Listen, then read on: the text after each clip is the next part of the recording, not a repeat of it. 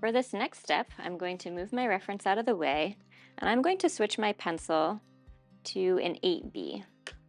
This is one of the darker and softer pencils and will be really good for this next step. So I'm going to fold my tracing paper back in half. I'm also going to move this paper so it's out of the way and doesn't get dirty. And I'm going to take the side of my 8B pencil and shade over my entire image. And what we're doing here is basically making our own transfer paper. If you have transfer paper, you can use that as well, but this is the method that I use the most just because I tend to have more tracing paper on hand. And because this is tracing paper, I'm able to see my image a little bit through the other side of the paper. So I don't need to cover this entire thing. I only need to cover up where my image is. So I want to make sure that I'm shading evenly over the entire image. Really make sure that I got all of it. Good. Next up, we're going to bring our final paper back, our mixed media paper that we'll be working on. And I'm going to line up that center line that I drew on my paper with what I did here on the tracing paper. So my fold is now lined up with the middle, and I'm going to use some pieces of tape to hold this down, just so it doesn't wiggle while I'm working on it. So now I have the shaded side that I just made face down on my paper.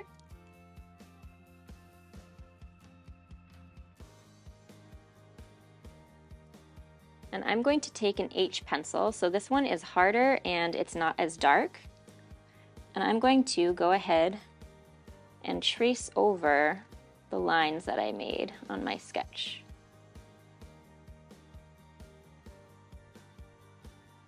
And what's happening here is the pressure from the pencil I'm using now is going to make the graphite that's on the other side rub off on the paper underneath.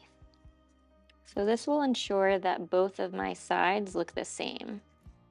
It's a lot harder to eyeball an image and get both sides to look like they line up.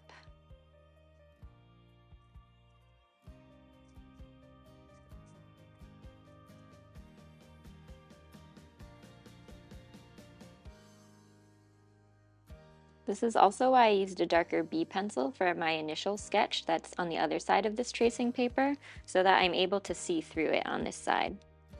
So before I take my tape off, I'm going to lift this up and just make sure that everything I want is there. So it looks like I didn't miss anything, so now I have 1/2 of my butterfly on the final paper. So I'm going to remove this tape.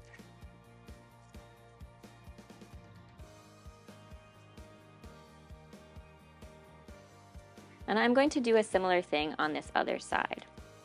So now I'm going to take that darker pencil again. So here I'm using an 8B. Actually, I'm going to move this so that I don't get any more of the rubbing on the final paper. And I'm shading over this entire image.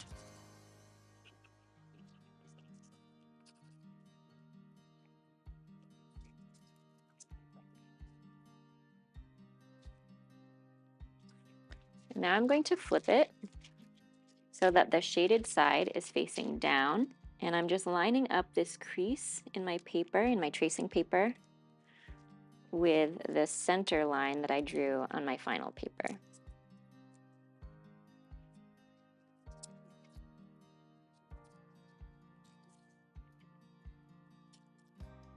Taping that down so it doesn't move. And for this one, I'm definitely going to use a piece of scrap paper to place underneath, just so when my hand is here, it's not getting all smudged and covered in graphite. So now I have my H pencil, and I'm just doing the same thing again, tracing over my now initial sketch that I drew. This one is a little bit trickier just because I'm tracing over an exact image. So it's hard to keep track of sometimes where I've already traced over, which is why I'm using a different pencil than I did the first time when I drew this, because there's a slight difference in tone and in hardness, and that helps me differentiate which pencil mark is which. I also start with the biggest shapes first. That way I don't get confused.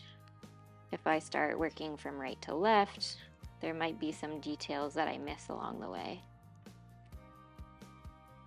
And if I get to a point where I can't remember if I traced over a certain line or not, I trace over it again anyways, just in case.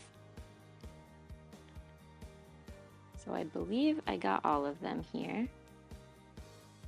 Let's take a look and just double check. I'm going to remove the tape on one side and keep the tape on the other side for now, just so I can make sure. All right, looks good. So now we have an image that is symmetrical on both sides. So now we're capturing the same sides of that butterfly. So now we can get rid of this sketch. We'll move on to our first section in this 4 ways to draw lesson.